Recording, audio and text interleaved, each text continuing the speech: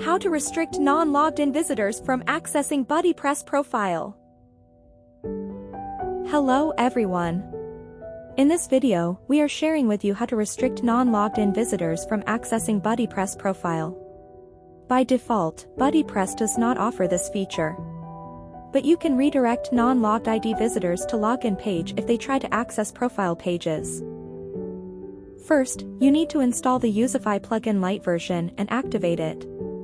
This plugin is free. You can find the plugins by the searching bar, then install and activate it.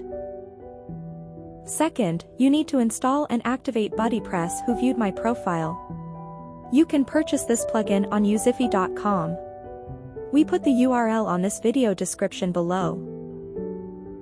Once both plugins are activated, navigate to the Youzify panel, Extensions Settings, and Who Viewed My Profile settings. Turn on Disable Profiles Access button and add your login page URL to redirect URL field. Let's see the results. I try to access a profile page and it redirect me to login page automatically. I cannot access it at all.